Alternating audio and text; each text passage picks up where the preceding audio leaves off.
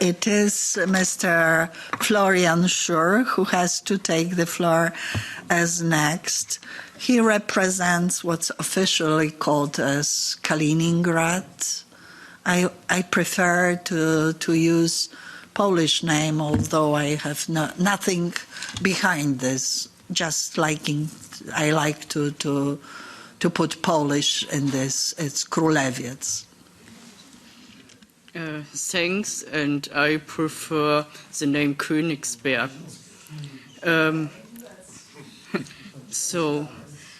Dear delegates of the Free Nations of Post-Russia Forum, my name is Florian Schur. I am a historian and political activist from Germany.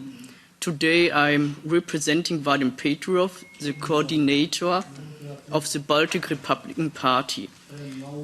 In times of the upcoming end of the dictatorship in Russia, the Germans are also interested in the future of the Kaliningrad exclave, the former Königsberg region. Therefore, I will talk about what will happen after Putin, how to achieve decolonization and de-imperialization of the Königsberg region. The process of decolonization in Königsberg could start with ensuring free and fair elections for a multi-party government. This implies that liberal and progressive parties would be accepted again and given proper support in media space during the elections. Moreover, the EU could support the creation of a new think tank dealing with the democratization of the Königsberg region. For the purpose, charismatic politicians in Königsberg should be selected for a democratic rival government.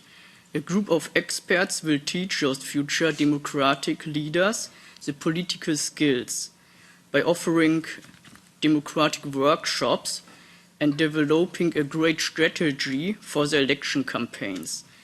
However, it's not enough for Russia to experience defeat in the Ukraine conflict while maintaining its imperialist ambitions.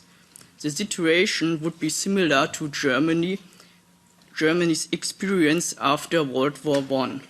A short period of disorder would be followed by a new revisionist regime that wants to retake the colonies. To avoid the risk of future wars and senseless bloodshed, the Kremlin must also come to terms with its imperial past.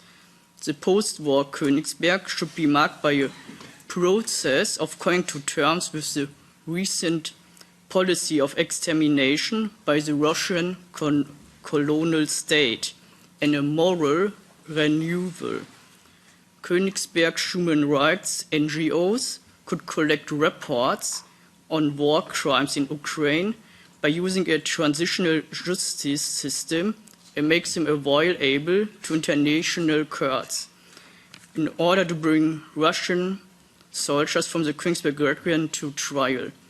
The transitional justice system is based on 4 pillars. First, there is the right for truth.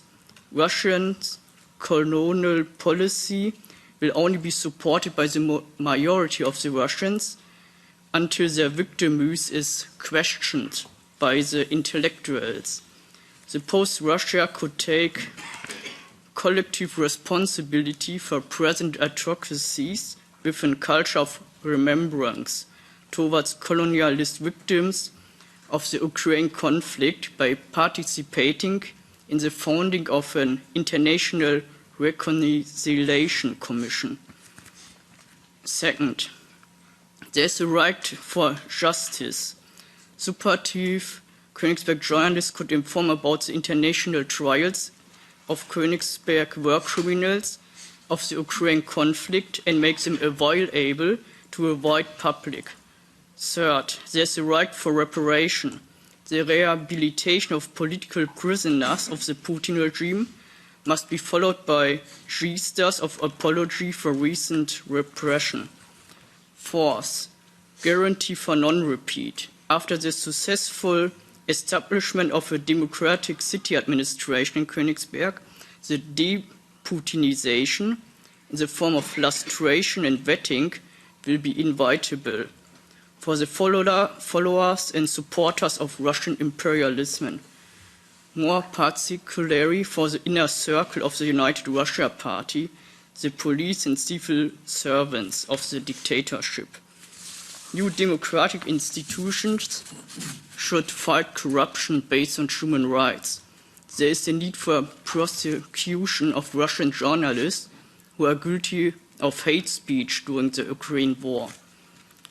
To ensure lasting peace in the region, demilitarization of the Samland is inevitable, turning the Pillau military zone into a public tourist port for docking cruise ships instead of warships. Furthermore, the Baltic Republican Party stands for alternative sources of solar and wind energy.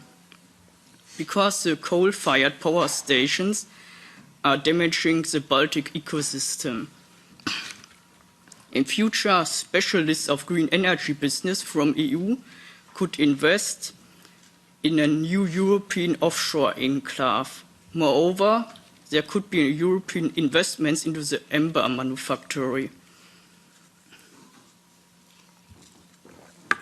As further action campaigns, Soviet street names could be symbolically renamed with new things, and Lenin statues could be covered.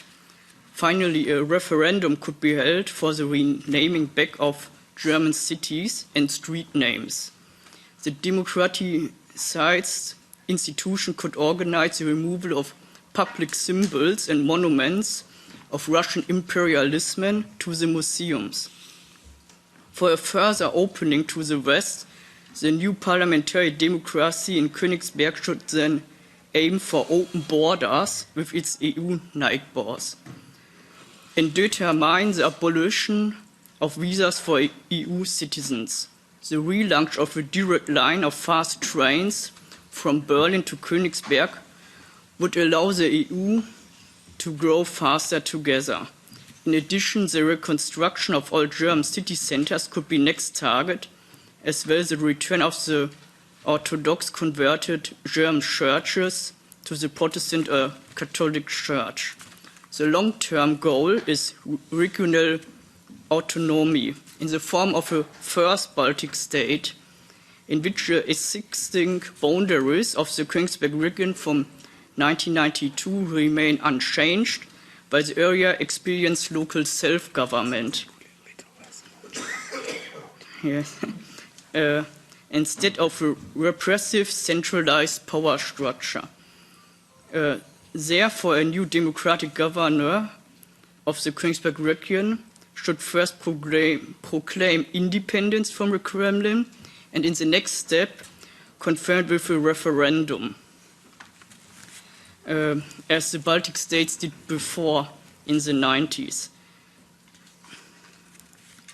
The new Baltic Republic without EU borders could be integrated with neighboring European countries like Lithuania, Poland, Germany into the common economic space with the euro currency. In a distant future, when all the conditions for entry have been fulfilled, the BIP party could start the process for EU and NATO membership. Decentralization and decolonization would transform the remaining heartland of the Russian Federation into a controllable democratic state that no longer needs to engage in expansionist wars to preserve its empire. Thanks for listening.